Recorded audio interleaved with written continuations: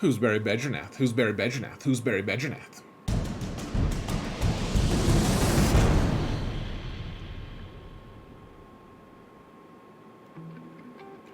Hello, everyone, and welcome to another episode of Zareth Prevails. Whew, guys, we did it. It's exciting. We interviewed CRUMB, the developer, SB CRUMB. He came onto the GAMBIT podcast last night, and we interviewed him. He let us just ask whatever questions we want. He didn't give us a script. It was good. We were able to ask some actually good questions that a lot of the community, I tapped a ton of the community asking them for questions. We compiled the ones that we thought were the most important, and he answered them. Not all of them, they weren't all ones that we wanted, frankly, but he answered. So I'm not going to take more time telling you guys about it. Just go check it out. I'm giving you the full interview. I'm not showing you the entire podcast. If you want to listen to our thoughts on it afterward, you're going to have to go to the podcast channel. You can find that in the video description. So, guys, please leave a like, follow, whatever on here if you would. It would really help my channel grow and everything. And I mean, if the developers are starting to listen to us a little bit, let us in on it. I mean, you're not going to want to miss our content anyways. So, especially mine. No, I mean, I think it's good though, guys. So one thing I will say, there were a few people at the start who were like, man, these guys are throwing them softballs, and it's not that we wanted to we didn't want to just throw them easy ones. The thing about it is we wanted to make sure everyone was here. We were waiting for a crowd. We got to right around 900 people. We wanted to wait until enough people showed up so that we'd have the most people possible listening to us. So that said, folks, let's call it good. Hope you enjoy. Let me know what you think in the video description or in the comments. Would love to hear it, guys. All right, for reals. Goodbye. Hello and welcome to the hundreds and hundreds of people here to watch us on the Gambit podcast. I am Solo Base 15. My good friend Zareth is sitting on the other side of me there, and stuck in between is the one, the only CRUMB. How are you guys doing tonight? Well, I'll just jump in and say I am super excited to be here. This is such a cool opportunity. Really excited to be on one side of the CRUMB sandwich here. How are you doing, CRUMB? I'm doing great. Thank you, folks, for having me on. I really appreciate it. Yeah, I'm stuck in the middle with you guys, I guess, here. And I don't know about the CRUMB sandwich, but, we'll make it work. Yeah. All right, so there's really not much to talk about tonight, guys. So let's, we'll just talk about our week in GAC, and then we can get going with this. Real quick, let me give some disclaimers because we're in a hype train. Guys, so this is being broadcast live on Twitch. We are also recording it for a podcast that is on Spotify, iTunes, etc., etc. So thank you so much for the hype train. For those of you that are new here, we don't really acknowledge, cheers and follows and subscriptions as the podcast is going on because we don't want to break up the conversation. I think we don't want to waste CRUMB's time with saying thank you for the follow to 100 different people. We want to get to the action. So thank you to everyone right now that's following, subscribing, and Gig, as always, thank you for you, just being you. With that said, quick introduction on the podcast. We are a GAC and PvP mostly focused podcast. We do talk about Conquest. We do talk about TP. Zareth and I have been doing this for 2 years in 2 weeks. So we're just shy of our 2-year anniversary. With that said, let's talk some Galaxy of Heroes, and let's talk some Road Ahead. So, CRUMB, why don't we start with, this was the first time we ever saw a video Road Ahead. How was that? Yeah. It was a lot of fun. I mean, I've done videos in the past, but never for something like Road Ahead. We had just so much to talk about. It felt like this was a good opportunity to try this format out. And, as I said at the beginning of the video, it's an experiment. We may do them in the future. We may not, but it seems like, we got a pretty resounding response that's positive around the video structure itself and that people want us to do more videos. So that was a lot of fun. I got my my green screen and my lights all set up, and so it was quite the production to get going. But I think in the end it all worked out okay. But we definitely have some notes for next time on how to make it better and how to improve, like, just the overall, like, the structure and lighting and all that fun stuff for next time, because I think, like, a little bit I came off a little bit, like, stilted, I think, in some of that stuff, because I was trying to run the camera, trying to run the lights, make sure the audio was working, and then also trying to record my part, so my mind was in like 7 different places at once. So I think that came across a little bit. So next time we'll make it a little easier on me, I hope. Welcome to every streamer in this game. Yes, exactly. I mean, it's like preaching to the choir here of, like, yeah, oh, you mean you have to worry about all that yourself? Yeah, get on my level. Yeah, it's really hard. Content creation is harder than it looks. Yeah, it turns out these guys put a lot of work into this. Yeah, weird. Who knew? Another thing I should have told people, we are going to go through the road ahead real quickly. I know a lot of people want to talk about the character changes. We are going to give time for more people to show up before we get into that, and then we're going to let CRUMB run away after that, because he's probably going to need to. But so we're going to address everything. We're going to start with the exciting stuff in the road ahead, because there was a lot of exciting stuff in the road ahead, despite what, anytime there's change, there's nervousness because there's uncertainty. I think we're seeing a lot of that. And so let's talk about the uncertainty in the speed GAC that we've heard about. We have this community versus the devs. I think the number one thing that I see in Reddit, and we were talking before the podcast started about Reddit, is, do the devs even know the game? So this is exciting. We're going to see the devs in the game. Super exciting. So, yeah, please. I'm very interested to see how this all pans out. I mean, yeah, the idea was like, a lot of folks had come to me and said, like, hey, we want to do like a territory war, or some kind of like versus thing between the community and that. And we thought about, like, okay, organizing 100 people, that seems like a lot of work and going to be a nightmare for scheduling. So, like, what is the next, like, best thing we could do that could be versus? And so I was like, all right, what don't we do like a speed grand arena where we kind of condense all of, like, the phases down into like 30 minutes. You've got like 30 minutes to set up, 30 minutes to do all your battles, rip through, three rounds of stuff and try and knock it all out in a couple hours. And I think that'd be kind of a fun thing to watch. But we'll see how it goes. I'm really curious to see what the community brings, and I hope I'm going to participate in it. And I hope that I don't embarrass myself, though. I play a lot of GAC, so I'm not a noob here. We do play the game. A lot of people at Capital Games also play the game, but we're going to bring in our A game here. And if I need to ban someone mid-GAC just to make sure I win, then we're going to do what we're going to do. But you got to do what it takes to win. It's important. The competitive spirit thing. Win at all costs. Sweep the knees. Sweep the knee. I don't know. We'll play fair and squarely, of course. Like, I want to see how difficult it's going to be, given that, like, the speed of it is going to be a lot different. So, like, timeout teams maybe have a little bit more of a balance here or a little bit more of a value here than some of the other squads, because, like, 30 minutes to do all of your battles, maybe that's too much or maybe that's too little. But so maybe we tune it back even further. Like, we're still working on how, like, what is the exact structure of it. But we're reaching out to folks and checking on interest and stuff, and if it turns out to be really popular, we'll maybe do it again sometime. I mean, I can tell you right now, I'm excited about it. Just to even watch it, I think that is something. I mean, obviously, we stream our GACs, and people watch us play, and then we go off and watch other people play.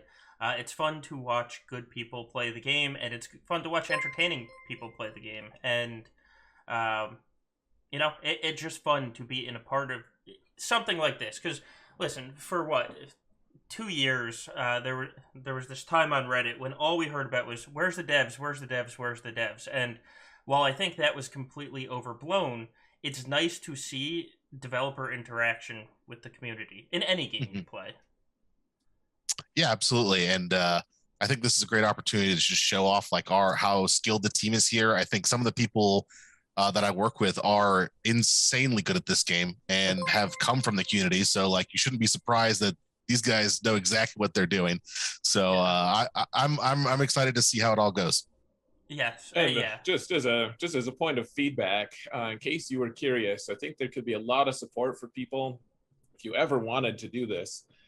Being able to set up like a challenge system where I've never faced my buddy Klesso. We're close, close in matchup GP, but like we're not close enough apparently because we never get matched. But people would love to see that. It would be it'd be a dream for streamers to be able to, you know, in the off season or something, be able to get a couple games in against people for fun, you know. But it'd be fun. Yeah, and that's maybe I don't know. Again, we're working out the logistics right now, but possibly having this space for content creators and folks to jump in and have this kind of matchups on a regular basis. Maybe something we do in the future. Like we have to see how this first one goes. But yeah, I mean, challenging someone in game would obviously be the ultimate thing, but that requires some work from the engineers side that we're not prepared to do at the moment. But maybe one day, who knows? But in the short term, let's see if we can make it exciting and happy, and then you know, that buys us some more credibility to do this stuff in the future, and also to ask the team like, hey, like people really want to see and do this thing. Let's make this more, you know, accessible for folks in some way, or whether that's just for specific kind of streamers, or if it's for someone, you know, for just the average Joe who wants to jump in and say, challenge their buddy. Cause like, I know that's the thing we get all the time from folks. People ask me like, hey, can I battle my friend over in GAC? Can I, you know, battle my friend in Territory Wars? And it's like, well, you know, it's not quite as simple as that. And especially when there's like rewards on the line, incentives around that, like there's a little bit difficulty if you were able to challenge your buddy and then like throw the game and let him get rewards. But, you know, maybe we do it with like somehow that the rewards don't matter or reduced in some way. Yeah.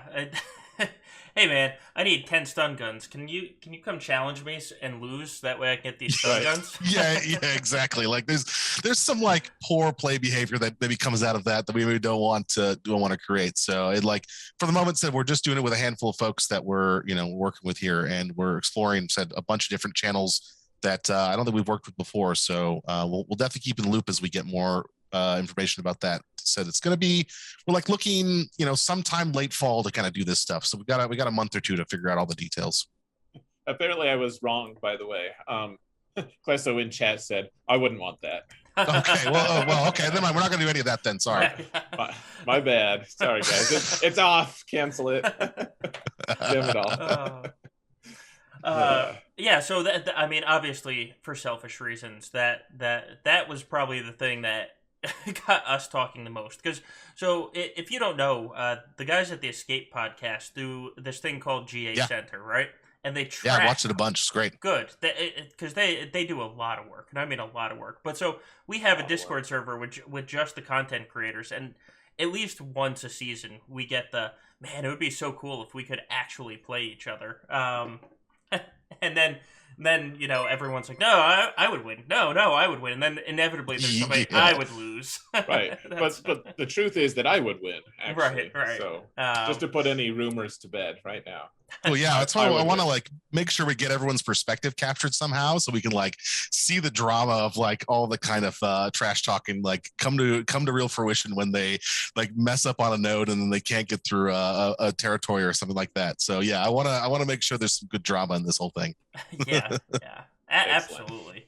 So we're gonna kind of go speed round through some of this because I know you have limited time and there's a lot of questions from a lot of people. I know there's a lot to get to. So real quick, Conquest and us are, you know, we're more PvP versus PvE focused, but I know a lot of people in the game that love Conquest or are interested by Conquest. And one things I noticed in the video, and this is why I like the video probably more than just the written post, is I saw each individual node in the video said 8 out of 10 stars or 8 or 10 out of 10 as opposed to the 1, 2, 3. Is there, I know there's a lot of changes in Conquest coming.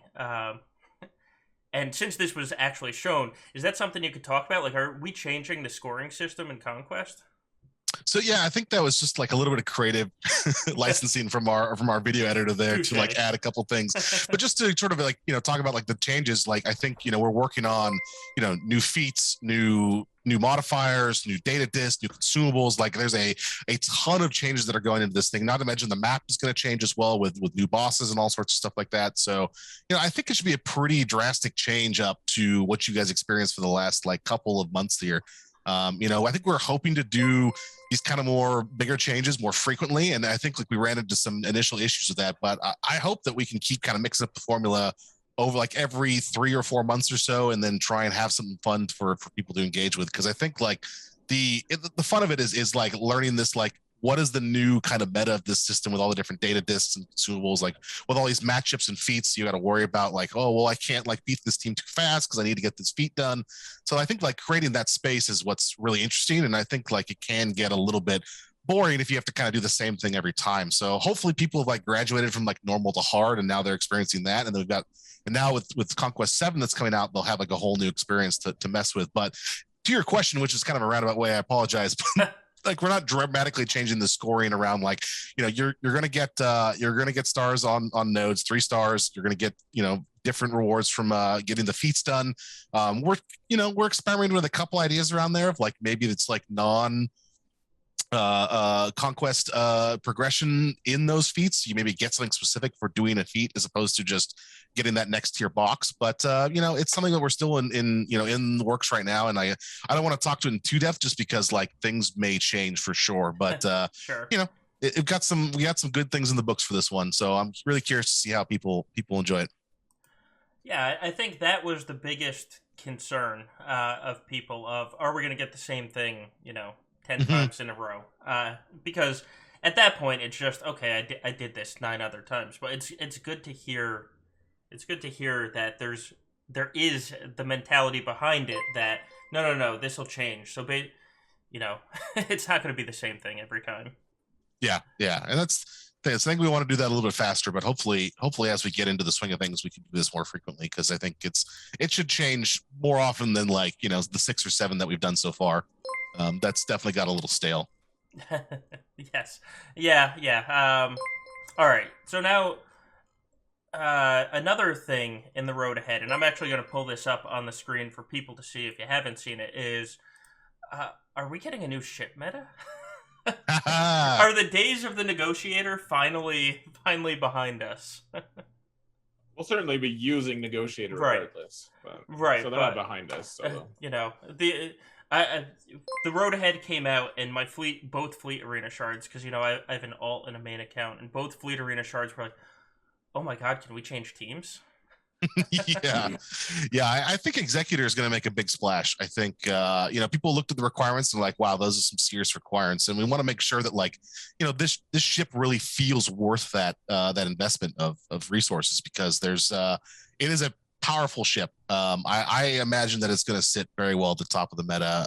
I think it's like you need multiple fleets, for different modes and things like that. So I don't think it's going to be the only one you need, but I think definitely if you're trying to be at the top of your fleet arena, I think this is going to be the one to shoot for. Finally usher in the time of bounty hunters. We've had bounty hunter ships in this game forever, but no capital ships sort of for them to really work on. So this is exciting to finally give them an opportunity. Like there is some Empire synergies, as we mentioned, that like allow you to use Empire ships, but the real focus here is making sure like bounty hunters have a home. And I loved in that video, the video road ahead of you, or the video editor slicing in the Piet actually hitting the bounty hunters, and now he's going to be leading them. Right. So has it been revealed? Is it actually going to have the bounty hunter tag, or is it just going to work well with them, or is that something we can know? Is that knowable yet? I don't remember specifically as the bounty hunter tag, so I don't want to speak out of turn here on that, but I don't think it particularly matters when I've done testing on it. Like it is the abilities itself are designed around things like breach and things that bounty hunter squads already are doing, or fleets already are doing. So I think like you're gonna get a lot of value out of a bounty hunter squad there, but I don't remember if it has the tag on it specifically. I don't think it does. I think it's still an Empire capital ship technically. A lot of people are hoping that we'll get a scoundrel lead with Hondo at some point. Oh, Hondo! Just throwing it out there. I think out of all the characters that people have said, like we probably have been asked like 1,000 questions or more. Like people are just barraging us, but the name that kept coming up was Hondo. Like, can you tell CRUMB we need Hondo, or even ruder things of like, tell CRUMB that if he doesn't put Hondo in, blank, Yeah, I'll let your imagination run wild. Look, So. you're gonna get no hold back from me. Like, I love Hondo. I think he's one of my favorite characters. So like, I got to see him in like Galaxy's Edge and things like that. Seeing him like a real life version of him was awesome. So yeah, I will not get in the way of this. But I think like one day we can figure out a good spot to bring in Hondo. I hope we do. But that duly noted, I'll say. Cool. Yeah. Not asking for undue information. Just need to make sure that my people are heard. The voice is being heard. I'll say that. Yes. We definitely bring up Hondo whenever we talk about characters or ships being like, what about Hondo? Maybe. So the question is being asked. Yeah. Good. That is heartening. So one of the questions that both I have and have been asked multiple times is, Razor Crest is needed for the Executor. And it makes sense if it's a bounty hunter ship, because you're going to want that in the fleet anyway. With Conquest being a little delayed, are people going to be able to get the Razor Crest shards before the Executor event drops? Yeah. I think there's going to be other possible ways to get the Razor Crest. Like, it's had its run kind of through for a couple of conquests, and so like it'll still be available in certain areas there, but I think it's going to move to some other parts of the game. We're going to have more to announce on that like next week, I believe. So or in the coming weeks, I can't remember exactly when, but don't worry, like when we talk about Executor more, you'll hear about Razor Crest, because it's good. Obviously it's an integral part to unlocking that ship. So right. And it's in the cards. Yeah, some of us fell asleep before remembering to buy the pack to finish off the Razor Crest. Saying that for a friend. Saying that for a friend. No experience here. Yeah. On that one. And I have the exact same result as Solo, except I have a 7-star Razor Crest, but I don't use it. So Solo's not using a 7-star Razor Crest, and neither am I, even though I have one. So, of course, until the event comes. So that'll be good. Yeah, someone's in the chat. Next week with the Beskar Mando release, we'll hear more about it. Nice. All right. So, God, there were so many things announced in this.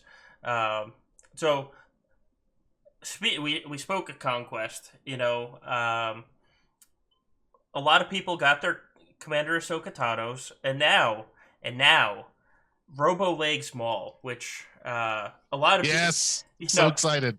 So for the past 3 months, basically, you guys announced GL Kenobi, and then all of a sudden, I think the entire chat was like, "Oh, cool, we're getting Kenobi. Is it going to be Vader or Maul as the Galactic Legend, and then is it going to be Vader or Maul as the Conquest?" I think that was the entire. You announced Kenobi, and then all anyone wanted to talk about was Vader versus Maul for the next one. Yeah. So, and Kenobi's great. That's the real crime here. Is Kenobi's great, absolutely amazing. Oh, but let's not talk about him. Let's talk about the unknown. The rage-inducing. Yes. Yeah. But let's actually talk about Maul, because we got a couple hints in your road ahead, and one of my favorite hints about this is that if you kill Maul, you become Mandalore. So can we actually get justice for Gar Saxon in the game? Have him kill Maul and become Mandalore. That's you could swap it back and forth between squads. So yeah, absolutely, you could definitely make sure Gar gets finally his day in the sun. It was like when I first read the canon, I was like, Mandalore, like he has a Mandalorian tag? Like, wait, what? And then I like read through how the team pulled it off, and I was like, actually, this is amazing. I love all of this now. Like, it fits so well with Maul's story and everything that like it's very, very good. I think we did some like a lot of other fun things with this kid as well, like how he has like kind of specific synergies against any Kenobi like in the game, like because he just like despises Kenobi. So if you bring in like General Kenobi or Jedi Master Kenobi or whatever, you're gonna get some extra bonuses when you bring Maul into that, which I thought was kind of fun. That is cool, and that's actually something we want to talk about later. About about the character changes and how you said in the road ahead you're bringing you're doing this to allow you to bring in more interesting kits. But why don't we keep chugging along here so we can get to the part that most of the chat is yelling at us to get to. So Lord Vader's coming, huh? Yeah, I mean, on top of all of this, there's gonna do Surprise! Galactic Legends Lord Vader, and we saw the first set of requirements and a sneak peek at the third. So, yeah, I've got to play with him just this last week actually, and he is an absolute monster, like as you would expect him to be. I'm very excited for him. I think someone asked me in the chat, what am I more excited for, Vader or Executor? And man, it's a real toss up. Executor's got some real cool abilities though, but I think like Vader might take the cake on this one because he's going to really help my squads out, really solidify a couple teams that I've been working on. So yeah, he's got whole bunch of different status effects on him that are kind of new. He's got this like ramping abilities to him where he's going to like do more and more and more effects on his abilities. So I think it's kind of a cool kit. We're gonna have more to like actually show off around the kit, and I can't talk about it like in exact details today, but you'll be seeing the kit soon enough. Don't worry. Excellent. Cool. Yeah. I'm curious. So at one point, the dev team had expressed that Lord Vader was already out. That was the one we already had. The suited Darth Vader. I'm wondering, like, if you can speak on it. How did that change of heart take place? Briefly, but I'd be curious to know. Yeah, I mean, like, we try and make the Galactic Legends in pairs, so there's like a light side and dark side counterpart, as best we can. Like, that may not always be the case, but when we really want to do Kenobi, because I think Kenobi is a really exciting character, and we don't really have, this kind of like really powerful version of him. General Kenobi is a kit we've had for a long time. His kit's great, but we created that kit many years ago, so we kind of wanted to work on also this era as well, this like end of Clone Wars kind of era stuff. So like, this really fit in of like, okay, like Anakin falls to the dark side. There's a moment where he's not in his Darth Vader outfit. He's still like angry and frustrated at the Jedi Order, but we can kind of like capture that kind of moment specifically. And like with each of our characters, we try and like pick like a moment which this character is in the best we can and make sure his kit kind of represents that. But I don't know if there was a change of heart much as anything, as much as like we got excited about, well, what does a Darth Vader or Lord Vader do in this meta now that could be interesting and unique, and how does it mix it all up compared to, Kenobi, Commander Ahsoka Tano team versus, Supreme Leader Kylo Ren or Rey? Like, how does it all fit into that? And so there was some cool stuff that we could do. And also, I think like our designers really wanted to create an event around this. Like, there's some cool moments, and I unfortunately we weren't able to do any youngling scenes. I don't think no one's gonna go slaughter some children. I think that's off the table. I think we are a Disney product. Well, we do have Omega in the game now. Right. So... I was gonna say we're gonna have to just wait until we can actually use him against Omega. Then we'll get it. And Mission's actually 14 as well. Yeah, exactly. Mission's super young. I always forget how young she is with Zalbar. Just going through KOTOR actually again recently, and yeah, she's like, I'm 14. You're like, oh, that's awkward. Yeah, that is very awkward considering where this story goes. So one of the questions I have about Vader, and if you can say this, is the naming of the abilities on Kenobi is fantastic. Between hello there. If that wasn't in the kit, I think I would have rioted. Are we going to have fun names for some of Vader's abilities? Yeah, I think that definitely the goal is to have some really good names. I think I don't know if they're as good as the memes around Kenobi, because Kenobi has like the prequel meme crown pretty much. So, but I think like, I said like some of like that one of that undispellable buff that he's got, the or status effect, the underestimated, that kind of stuff, like Ashes of the Republic. There's some good names in there for sure. Nice. But I don't think there's anything as iconic as Hello There, unfortunately, because that one, it's gonna be hard to beat. Yeah, like maybe there's like from my point of view, the Jedi are evil. So. Yeah. All right, so now we should probably talk about the fun, right? And now we're getting to the block of the good stuff here. Now, you may say the good stuff. But, so, along with this road ahead, there was announced a lot of character changes. So, before we get into the character changes, you described it a little bit in the video, but tell us as a community why this is good for the game. Like, why are we doing this now? Because a lot of people obviously are upset that a lot of our favorite characters are changing. So why is this good Yeah, for the game? Why should we be excited about this? Sure. it's a Yeah. thing that we're all very concerned about. I'm sorry. Go ahead. No, sorry, I didn't mean to cut you off there. But yeah, I think, you know, it is a big change for us. And we've thought about this long and hard, as I said in the video, but it's not something we take lightly. But, you know, ultimately, like, defense has just been this problem. And I should say there are a couple different issues here. I think they all roll up into a couple different groups, but you know, there's the defense stuff. There's also the Galactic Legends changes. There's some like also the other characters that are around Galactic Legends. So there's like 3 or 4 parts that all work together, but are all like very different things. So just like tackling the defense penetration part first, you know, I think it's been a problem in our game for a while. Like, defense really means very little, and when you can have a tank that really doesn't do much more than someone who can do damage. Like, why bring a tank in when it's just gonna get one shot off the board? I might as well bring in someone who can deal with damage there.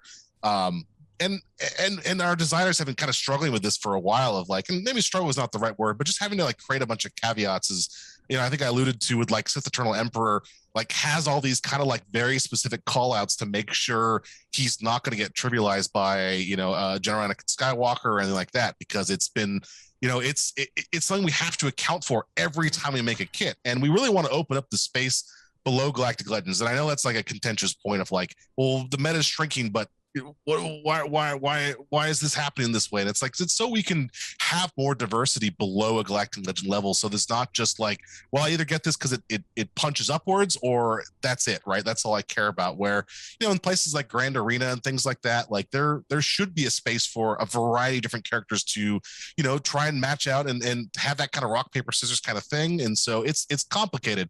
But you know, it said like, it's really not something we take lightly. Like, you know, we had to do this for the long-term health of the game. And I know people are going like, well, I don't believe that. Well, I can tell you like the knock-on effects of this going down the road means things just get much worse over time. And, you know, we want to still support theory crafters and solving that puzzle, because like that's so much part of this game, of just trying to figure out the different parts of how all these characters interact. Like that's been one of the core entertaining parts of Galaxy Heroes for so long. So, but I think a part of this as well that, you know, I think I've talked about this just on the forums just earlier today. Me and Doja just posted the thing about it, that, you know, like for all squads, not just for GLs, like when there's a counter to them, to have a healthy kind of balance to the meta, there should be sort of a similar amount of resources required for that squad to beat them, right? Whether that's mods or gear or relic levels or other specific units. Like, if it's just like one unit is so powerful that it can like basically trivialize other stuff, that's a problem for us. And, you know, when you have like things like Vader being able to one-shot Rey off the board, like there's no room to mess with that space with design. He either does or he doesn't, and like there's nothing in between there. So I think, you know, there's a lot of knock-on effects to this. It's complicated. It's definitely gonna frustrate people. We totally understand that, but I think it's like, you know, ultimately it's gonna create a more healthy meta in the long term for this game. And that's one piece of this whole thing. So I don't want to keep diving into stuff because there's a lot I said there. So I don't know if there's any other questions related to that piece that we want to talk about. Yeah, like a million. Yeah. No, you're wrong, Solo. Like 1.5 million. Yeah. So many. So you brought up the post that you had earlier today, and actually I just switched to that on our screens. A lot of people probably haven't seen it yet, because it's what? Yeah, that was pretty recent, like half hour ago. Yeah. So one of the things you said in there was, and you kind of talked about it in what you just said, is you want to prevent situations in which a non-GL could one-shot or otherwise severely reduce the effectiveness of a Galactic Legend.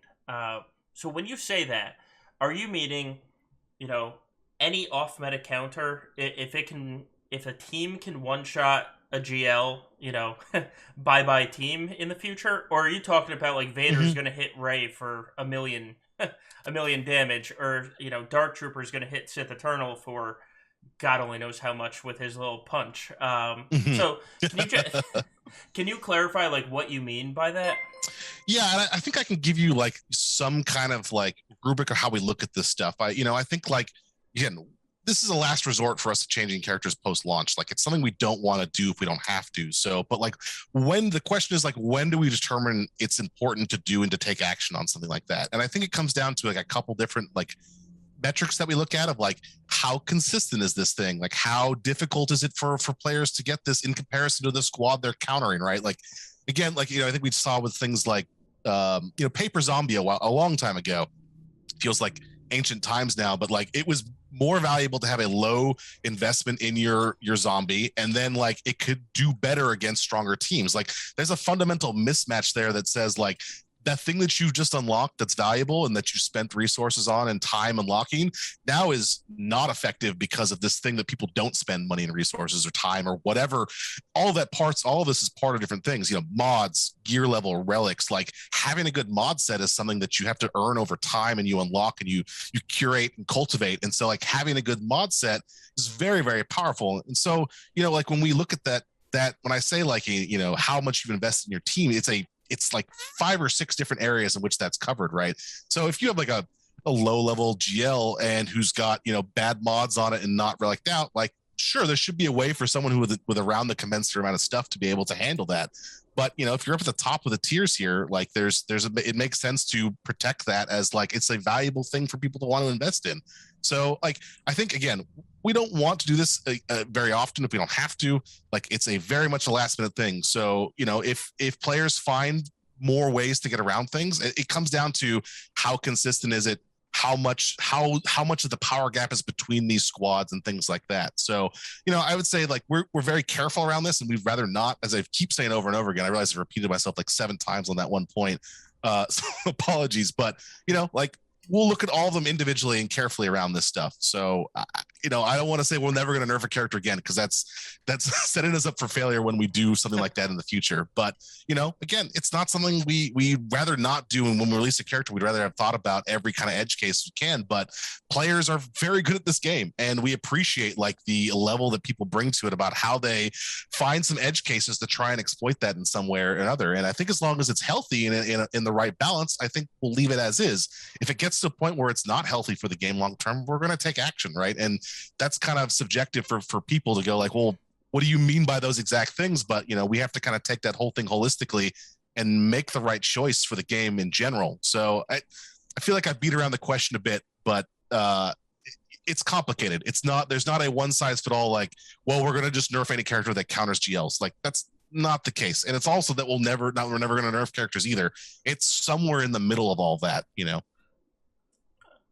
So I guess my biggest thing, my biggest question then, like that there are a lot of people, honestly, who have decided to kind of embrace play styles that are going to be, that they're like, hey, look how fancy I am.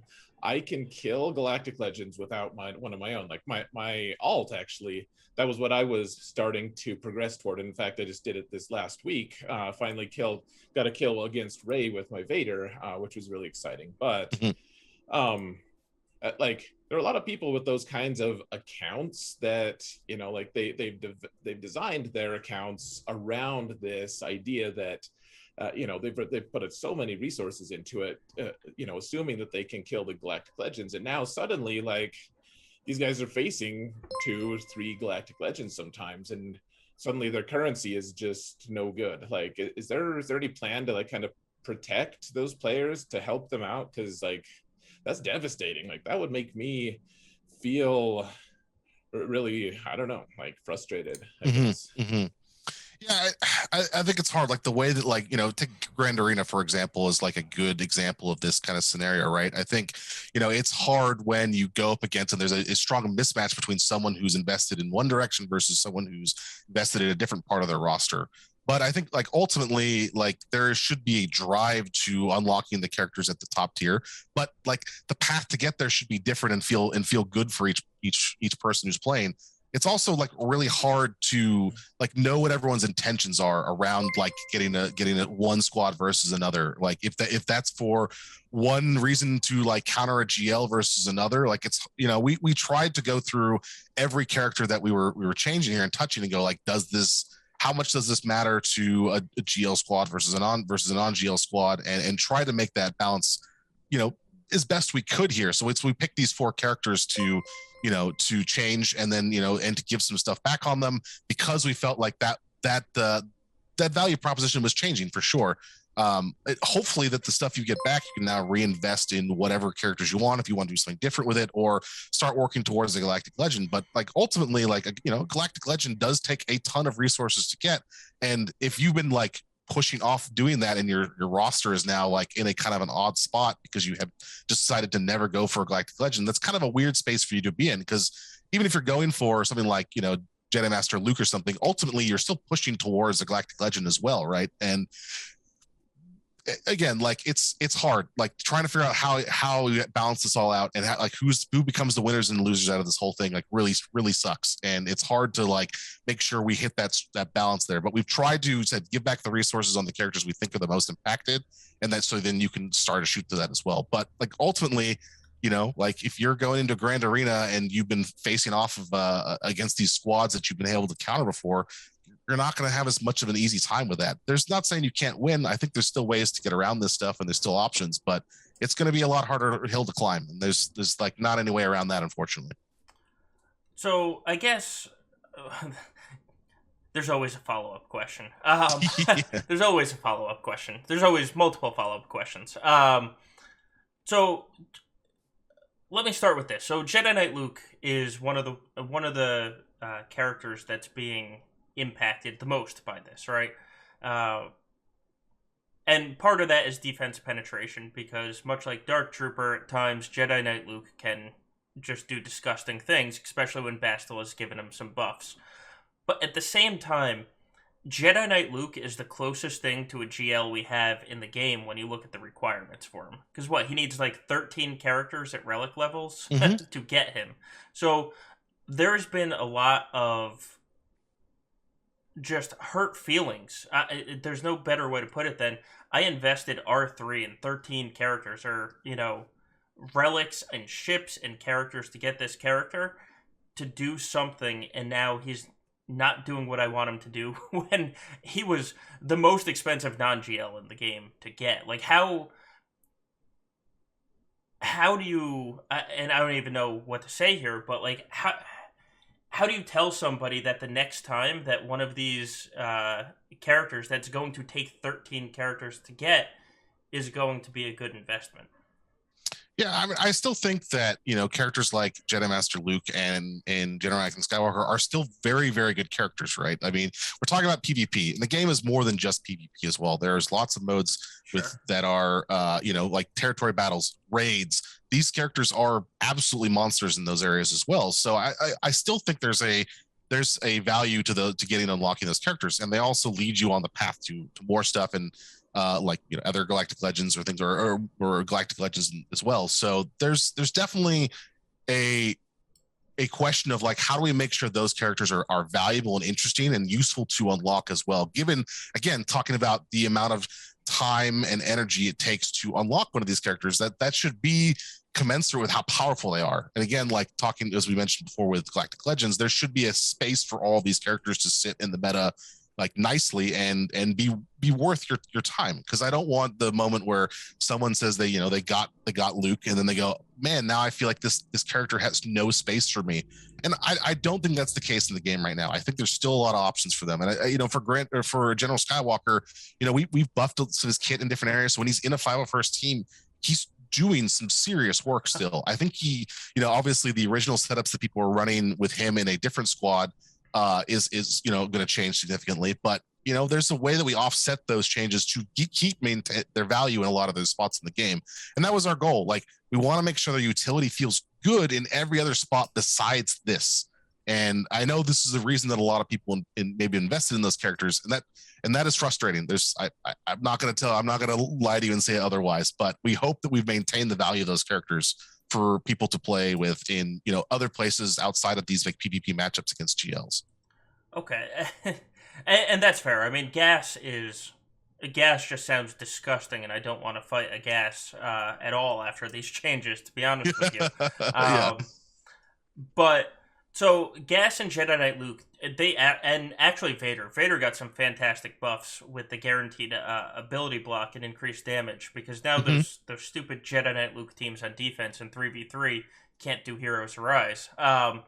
But you look at a character like Watt, who, you had to take the defense penetration out to make the game go. Completely understand that. And, you know, if it's to make the game stronger, I think you have to and you should.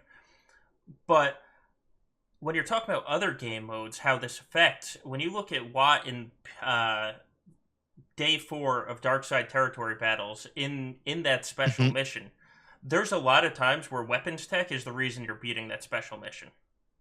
And it's because of the defense penetration, or it's because your spy is hitting harder, or your B1 is hitting harder. So Watt really didn't get a buff here to go along with his subtraction. Yeah, Watt was the odd one out for sure. And in testing with him, like he's this incredible Swiss Army knife that does so many different things. And we looked at like, well, what if we did add something to his kit? What would that be? And a lot of things we tried, like just we're either one direction or the other, either too good or just like not enough to really move the needle. And when we went through testing with Watt, like he's still, again, very valuable, I think, in most of the scenarios. You know, there may be some cases in territory battles where he's maybe, you know, he was that edge that you needed, but I think there's still options for him to be useful in many other parts of the game. He can like fit on so many different squads and be a powerhouse. So, you know, like when we change a character like this, we hope we maintain the identity of those characters and make sure that they stay, you know, mostly useful in those areas. And so I think Watt is still like a very high utility character. And so like ultimately we ended up not being able to add anything to his kit just for a couple different reasons. But, you know, I think, you know, we're always going to monitor these things. If all of a sudden after the changes that we see like a very big drop off in Watt's effectiveness in certain areas, like it's something we'll look into and address. Like this is a living game. And I think the best part of this is that we can always take a step back and determine like, was this the right move? And if not, we can address that. So we'll keep an eye out for it. But I think like Watt is still going to be a very, very good character in this game. Yeah. Okay. But you're not wrong. Yeah. Right. Right. Yeah, poor guy. Poor Watt. Poor one out for Watt. Poor one out indeed. Zareth, I know we're running out of time. Is there anything you wanted to ask about? Because I know so of the two of us, Zareth is much more off meta counter than I am. Poor people that face his defenses. So, yeah, Zareth, is there anything else you were looking at when it comes to this? So I guess just and you may have been maybe you did explicitly say this or whatever. I just like essentially what I'm getting from this. It sounds a little bit like the intent is to like maybe every once in a while there'll be like an off meta counter or something, but the intent is generally going to be you want Galactic Legends to kill Galactic Legends. You know, at least once they've reached the highest pinnacle of gear level and mods and everything, like that's the goal, is to kind of shut down these lesser teams. I mean, I think it's I don't want to say either way. I know that is the perception that's going around right now, and I think it's about making sure that there's a healthy balance to the amount required to get a team to counter another team. And if that like mismatch happens dramatically, and it comes down to consistency here though too. Like if you can make it happen in certain scenarios, then like, you know, maybe there's less of a chance we take an action here. But you know, it's gonna be a you know, case by case basis on all this stuff. Like I don't think it's gonna be cut and dry either direction on that. So I said I don't think we're gonna nerf every galactic counter that comes out. I don't think this is, you know, that we're not gonna pay attention to those either, and that those changes may come in the future. Whether it's a GL versus GL only meta, like I think that waits to be seen, and we need to see how things shake out first. Sure, and that's fair. Yeah, we should probably move on. We're kind of running out of time, and I will not wake up tonight because someone will stab me in my sleep if I don't ask about Relic 9, and people are worried about the gear crunch, frankly. Like that's one thing. Like I was like, okay, well, all this stuff, like I'm adaptable. I can deal with this. Even my alt, who is like grossly specialized in something that he shouldn't be now. Like I can figure it out. Like that's fine. The thing I think that a lot of people are concerned about is Relic 9, and like I'm already at the point where as an endgame player, and I've played this game for almost as long as it's been out. and I'm completely out of relic materials. Like, if I get someone to gear 13, I'm like, oh, this is so cool, guys. He's relic 2. Like, this is awesome, you know. And I can't get him higher. It's too expensive, and people are concerned about, like, is there any relief for a, because gear relic 9, frankly, like, to me, it seems far-fetched for a lot of the, you know, the mid-range players, and even some of the end game players who are just out of these materials. Like, yeah. Sure. I think first off, I'll say, like, Relic 9 is a little ways off still. So there's still some time before we get to that world. Number two, I think, like, the gear crunch is something we're thinking about all the time. And how do we consider this, like, how do we add more gear to the game that feels meaningful? Because I think, like, right now we've added in a bunch of things, and I'm not saying, like, I don't want to say that we've solved some gear problem here and like that, but with Conquest, with Galactic Challenges, with the Pit Raid, there are, like, multiple new inflows of gear. I think the problem is, though, is that, like, a lot of it doesn't feel in the moment because it kind of trickles in over time, that you notice that, like, oh, I'm significantly getting more of, like, X, Y, or Z over time than I did before in the past. And I think, like, that feeling of, like, oh no, now I can take more characters to G13, or I can get further up the relic levels faster, like, it's such a hard thing for us to pin down, of, like, how do we make that feel meaningful without just, like, dumping a whole bunch of stuff on people's accounts, and then now everyone has stuff at Relic 9. And there's a happy medium in between that we need to hit. So to answer your question, though, more specifically, of, like, what are we doing about gear? And I think, like, as we introduce more and more modes in the future, we're going to see that issue drop off more and more over time. I think it's hard for us to say we're going to just go back and, like, redo the entire economy, because it has so many knock-on effects for the stuff later in the game. It is something we're considering, trying to, how do we touch this very delicate thing and not, like, break stuff for folks later down the road here. You know, we started off with the character changes, and a while back we doubled the amount of shards, right? And, like, we're kind of systematically going through the early game and figuring out, like, how do we address this to make sure it's a smooth on-ramping for people who want to get into this game. So, obviously character shards were a big part of that. Now, like, there's other pieces to that early game experience that we need to address. We've done stuff with, early guilds, with the journey guide stuff and things like that, to initially sort of try and solve these things in the future. It's a step-by-step process, and that's not a, like, answer. It's like, oh, here, we're going to solve gear tomorrow, folks, and everyone's going to be happy about that. I wish I could tell you that right now, but it's a process over time, and we're going to slowly chip away at it, and we're going to try and make this better and better. And make sure that people have the gear they need to. There's definitely some bottlenecks right now that we need to address at some point in the future. Trying to get people up to G12 and things like that is something we're trying to figure out. How do we give people gear but not just flood the economy with a bunch of stuff? So it's hard. I don't think I have a great answer for that one, unfortunately. Like, I feel like I'm just dodging around the thing here, but it's something, like, we take very seriously. We're looking into it. We're always talking about, how does this affect gear? Why, how do we make sure people get all these humps easier? It's something that we're working on, but I don't have, like, anything I can announce, say, like, hey, tomorrow we're going to solve this problem, because it's going to be a long-term issue that we always are chipping away at.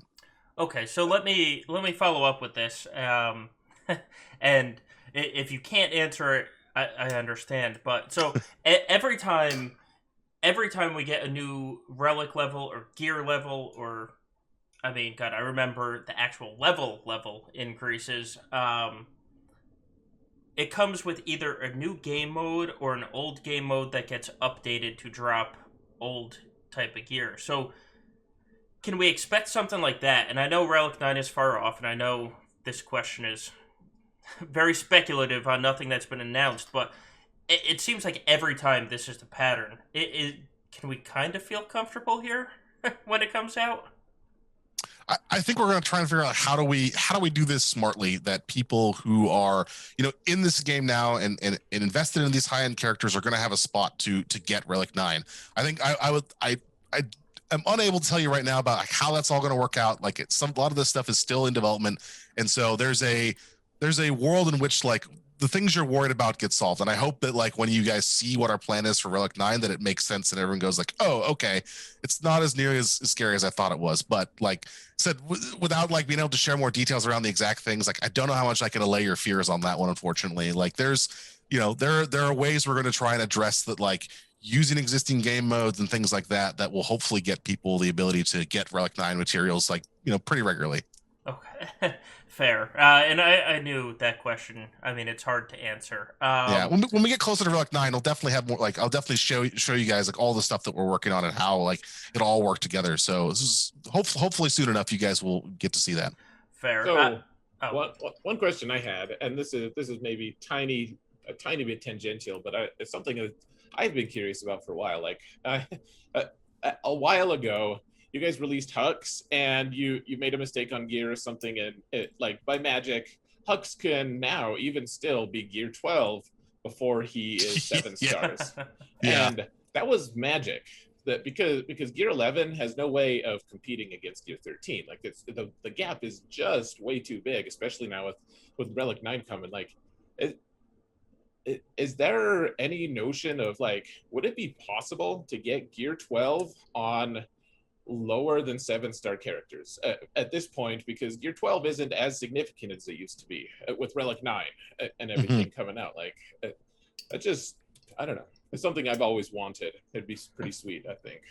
Yeah, I don't think we have any plans for that right now. Yeah, the Hux thing was an issue, and we didn't unfortunately mean for that to be the case, just because it does like break a few things in a way that could be not great for the game. But like it's an interesting idea. I said I don't think we're going to work on that, and we're not going to implement that for new characters in the future, just for a couple of reasons. But maybe we'll mess up again, and you see it out there, though I doubt it. Yeah, please mess up consistently every time.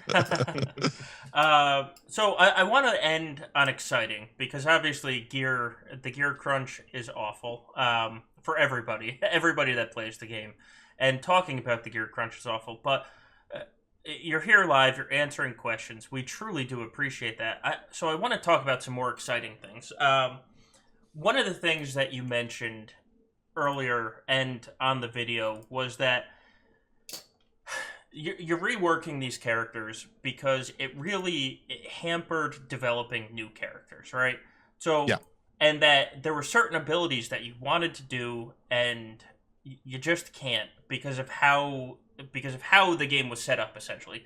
SWGOH 1.0 would not let you do this. So are there developers sitting back there in the character design room like, man, SWGOH 2.0 is coming in and I cannot wait to do these like X amount of things? Yeah.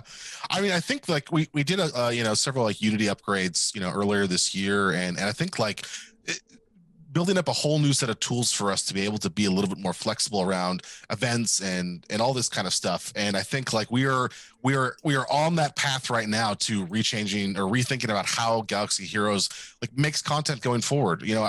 I get all this question all the time, is like, when are we going to get like a new raid or a new territory battle? And we would love to do something like those things in the future, but ultimately it's something that gets solved very, very quickly. And so things like Conquest allow us to create sort of a replayable mode that's more interesting, that people can actually like dive into. And as long as we can like tweak those numbers and keep throwing in new data disks and switching out bosses and modifiers, like it makes this thing that's a lot more sustainable and interesting thing for players to get into. So I think we're getting into that era of SWGOH 2.0 where content is going to be this much more interesting thing for players to dive into and play stuff long term, right? With the ability to not just like trivialize something, like the pit raid or whatever, not the pit raid, HSTR, like he was still like solved within like a couple months, right? And it took us longer than a couple months to design and make that and do all the artwork and everything like that. And so there's like a fundamental disconnect between like how much time we would have to do to make something versus how fast people would solve it. And so trying to like rectify that, I think, is like where Galaxy Heroes kind of 2.0 kind of really blossoms into something that's like there's more stuff happening that feels exciting to dive into these events all the time. So hopefully we're going to see more of that in the future. But there's definitely, I will say, over the last like, prior to getting on like the new versions of Unity and getting some of these tools out there, there's definitely folks being like, man, I would love to do this, but the overhead of getting this thing done is so just taxing and we just need this new tool set. Like, please help us get there. And we're investing a lot more in the back end and tools and trying to make sure we shore that up for the game to live on for a long time. Like, we want this to keep existing for years and years to come. This is not something like we don't invest in the infrastructure, the new player experience, and all that stuff because we think this game is going to end anytime soon. We're doing the basics because we want this game to go on for a very, very long time. So hopefully you'll see a lot more exciting stuff to come. But yeah, Swoga 2.0 is a joke we have a lot of the times in the office of like, what does that look like? What is the new version of Galaxy Heroes in the future that really exists? Yeah. Right, you guys don't just like hate your player base and just like want bad things for everyone just out of spite. It will surprise you, but so many people on the team are incredibly passionate about this game. The designers who get to work on these characters and things, they love the Star Wars universe. They love Galaxy Heroes, like being able to make those great meme jokes around like Kenobi's kit and stuff. Like, they didn't do that because it's not a labor of love for them. Like they work really, really hard on this. I think it's hard to always come out with something exciting and hard hitting, but we do our best. And we also want to listen to criticism here. Like, the game is not perfect, we understand that, and we're happy to take like constructive criticism from folks and trying to figure out like, how do we escalate that to the team. Like, that's what Doja's been doing a great job on the forums of like gathering this stuff up and making sure that the real concerns are being brought to the people who can make the decisions on this. And we work really hard to try and make this a fun game. Like, we care about shepherding this as a part of the Star Wars universe. Like, this is incredibly important to us. Like, I could say for myself, like, I've been a Star Wars fan since basically I was born,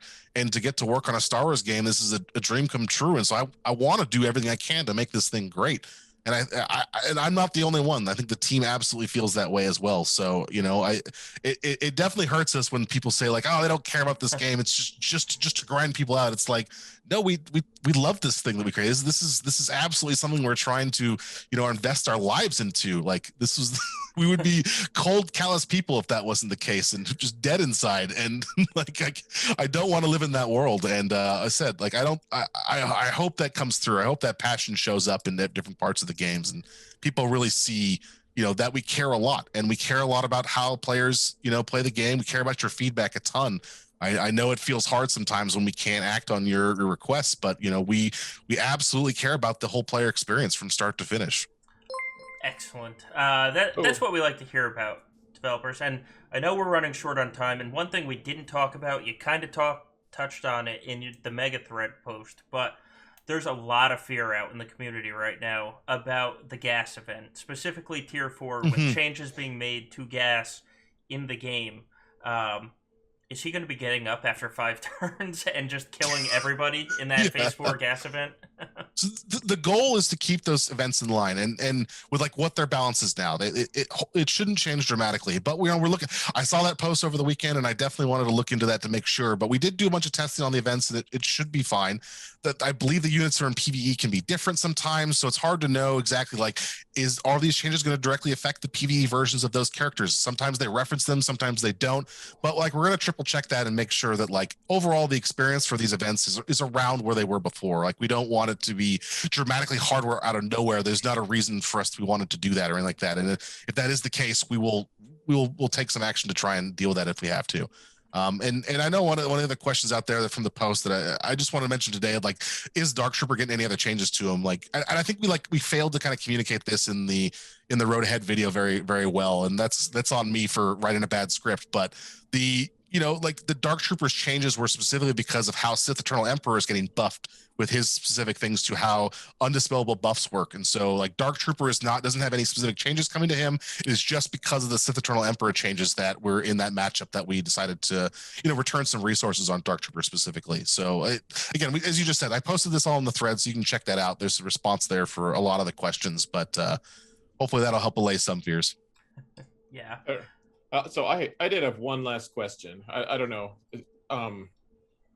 A lot of people have been wondering. You guys left that really loaded, awesome pun in one of the things is saying you have a shipload of updates or whatever, and so everyone's like, please God, let it be ship loadouts, because dear Lord, I would love some ship loadouts, especially with the new capital ship coming in. Were you referring to the executor or executor, as you call it? were you referring to that as the ship loadouts, or the ship load of content, or like, do we know what that is yet? Do we? I will say one thing I'll say for sure is that every time anything comes out with changing squads and squad loadouts, I think half the room says, "What about ship loadouts?" So the voice is being heard about ship loadouts. We're trying to figure out where that fits in. I have put in countless quality of life requests to the feature team to be like, this is incredibly important. And I know we did when we mixed up the journey guy or the character roster a little bit recently. Everyone was like, "Wait, there's no ship loadouts in here? Like, why?"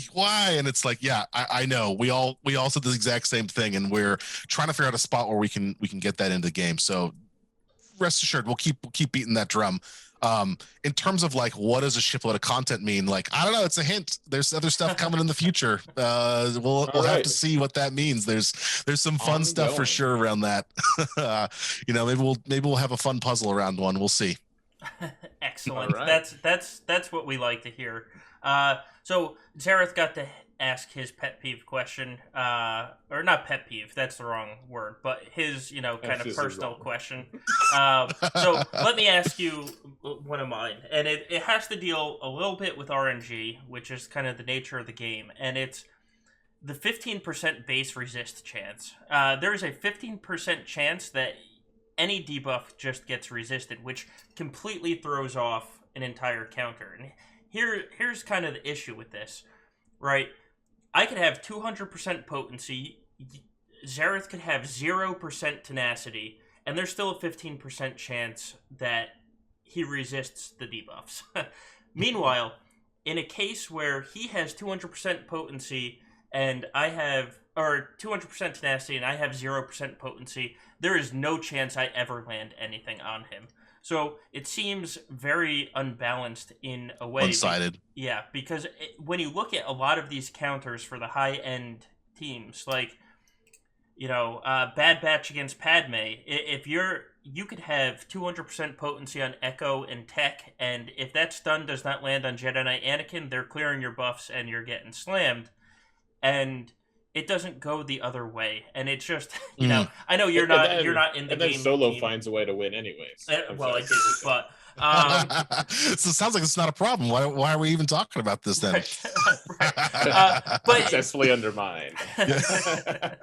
But I know you're not in charge of the game mechanics, but it is an actual issue when you're trying to. Especially now that there's going to be changes and there's no defense penetration where even if somebody resists something, Jedi Knight Luke can one-shot somebody. It's going to be like, okay, now these debuffs actually matter more. And it's a big worry for people. Yeah, I mean, as you said, I'm not a designer. So speaking to the mechanics of how things work in for balance is dangerous territory for me. But what I will say is that there should be some variance in the system at all times. And that's like what that allows to happen at most scenarios, right? Where you are, trying to make sure this thing happens consistently. But if you're kind of on the edge, we want there to be some like back and forth of whether, well, maybe this will work, maybe this won't, because if it comes too consistent, it maybe makes the system a little bit more boring and less interesting overall. So I don't know the answer for that specific case you're mentioning though, because like I would have to talk to the designer about like, hey, why is this the case? Can I get some specifics on that? But I think it's about having fun, right? Like the way our people sometimes complain like, oh well, the AI isn't very smart. Like we could tweak the AI to be like perfect and play very well, but then like defense is horrible. Like that's no fun at all. So there's like a little bit of like, you never quite know exactly what you're going to get out of the box that makes it kind of interesting and fun and also like pushes you to be like, okay, well, I want to like try and push that variance down by a different squad or different tactics or gearing up my things further. Like there's ways in which that motivates people to theory craft and do all sorts of the things that we enjoy. So I said I would have to talk to a designer to get more detail on that, but I think it's for like the health of the fun of the game and that kind of stuff. Fair. And I know you have to go cook dinner for the family. So why don't we end this or end your portion of this? Because guys, we're still gonna go for a little while because we don't stop talking in podcasts ever. Ever. Is there anything else that I missed? Because I know there was a lot of questions and people were let me go. On Reddit, we're ragging you about like not asking the hard hitting questions, but hopefully people feel that I've answered them to the best of my ability and that you guys are not holding any punches back to me. Okay, so there's actually one very important one. This centers around Relic 9. Thank you for giving me the chance here, actually.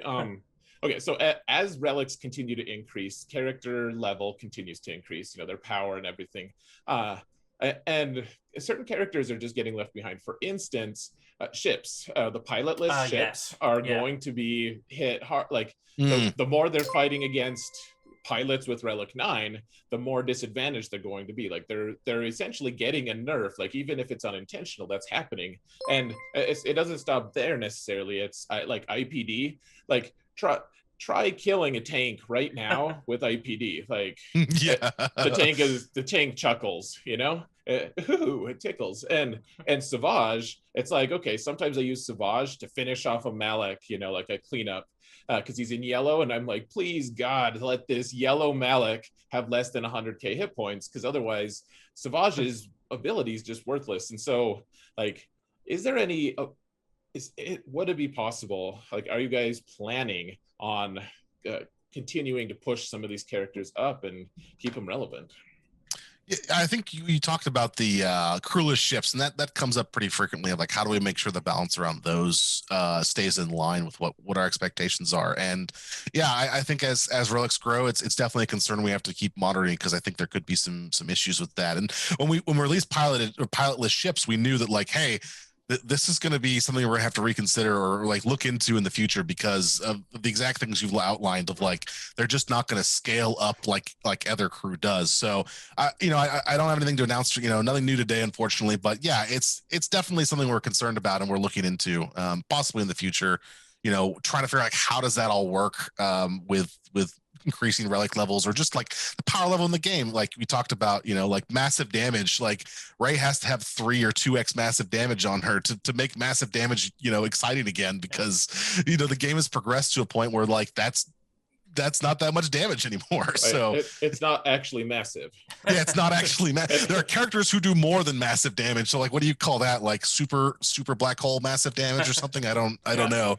I think you call it like mythic massive or something. Mythic damage? Oh no, we're going down a dark rabbit hole here of WoW names that I'm not sure I like. But I think, like, it's something we're looking into. How do we compensate that? Is for the, like, not changing relic levels is something that's important. All right, and so let's. Like I said earlier, let's end it on something exciting. Tell us why we should be excited about this game going forward. There's so many things I want to tell you about that I can't. And that's like the worst sell ever, being like, trust me, it's going to be good. But I promise it's going to be great. Promises. But, all right. There's some really cool characters we're going to be looking into. There's different eras and stuff. Like, as we move out of Clone Wars, like, what's next beyond that? Like, what is coming for the game, like, long term? I think of, like, how players interact with it on a weekly or monthly or quarterly basis is going to get changed up in the future. And we hope that, like, we can navigate this thing effectively. But if not, we'll have you folks to give us feedback and evolve the game over time. So I mean, the most exciting part of this game is that the team is still incredibly passionate about making this thing live for years to come. So as we dive into the next set of stuff, man, there's going to be some really cool things. I hinted at a new puzzle and stuff earlier that I'm working on, and that's definitely in the cards, because there are some huge announcements that I think no one is going to expect out of this whole thing. So I cannot say more than that without, like, my boss coming in here and pulling me out of this thing. But there's them come in August. One of these days you're going to see a new puzzle for some cool stuff. And one other thing, I saw a lot of people in chat asking about my recent GAC. So can I give a GAC update? Yeah, absolutely. That's what we're gonna do when you get off the stream. That's what we're doing. We're talking. My about wife GAC. is ready to kill me, but that's okay. I got another 5-10 minutes here before I get stabbed at the back. So yeah, it's good. You haven't nerfed your defense yet. Yeah. So for my GAC, I think unfortunately my last week's one was probably more interesting than this one. I had 3 matchups where there were no shows. They auto deployed, but their first set of auto deploys was so brutal of a matchup of just like the best of their squad. I was really worried I wasn't going to just like make this like just this first battle just done, but I knew if I could just crack that one group, that one squad, I was going to be good to go. So it was like a little touch and go, but managed to get that with like maybe 30 seconds left on the clock with one unit left. So my score wasn't great, but I knew he auto deployed, and so I was hoping that he wouldn't crack me back too hard. So, but my previous week was a little bit more exciting. You know, I had a bunch of good matchups. There was a lot of close battles. But yeah, I saw some people asking about like, you know, how things in GAC were going. So this one less interesting except for that one dang battle, that's for sure. So so just to give people kind of a clue of where you are in the game, what's your GP at? So I'm around like 4-1 right now in GP. So like not the highest. Like I'm you know, I'm kind of middle of the pack for doing well, but not up like. It's like watching like Loki and some of those folks on RSG, and they're like, you know, close to 10 million GP or something ridiculous. You're like, wow, that's out of my league, to say the least. Like they're in a whole new division. You know, but anyway, we could talk you into playing alongside us in Gambit Fight Night some night. We would love it. Yeah, that'd be fun. That'd be a lot of fun. We'll figure out if we can do that one of these days, because I'd love to watch you guys get ready for my speak experience. Get some of the good strats in early. Yes. Yeah, man. Awesome. We would love it. So, CRUMB, thank you so much for doing this, man.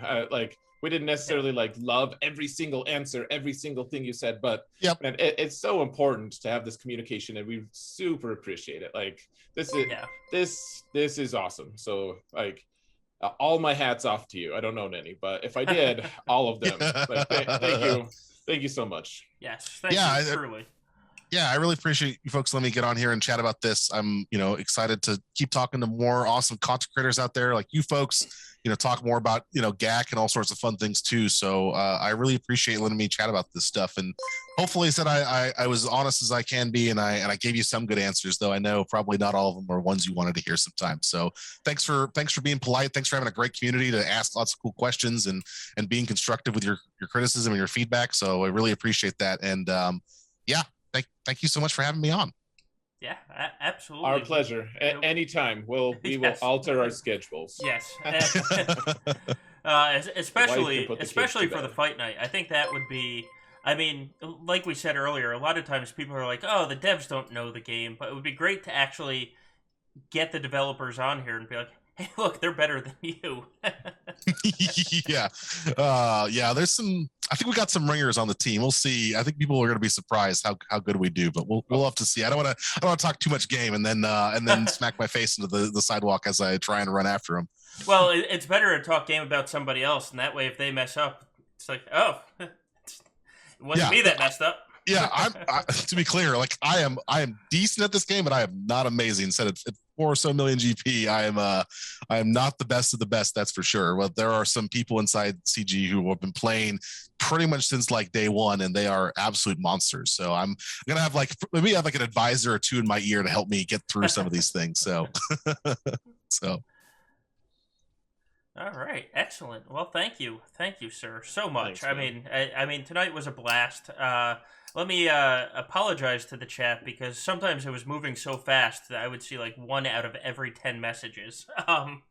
It was moving. We weren't ignoring you on purpose. It was just good Lord. Thank you. Yeah, I was watching the chat here, and it was just blowing by here. So right. Hopefully we got to most of the important questions.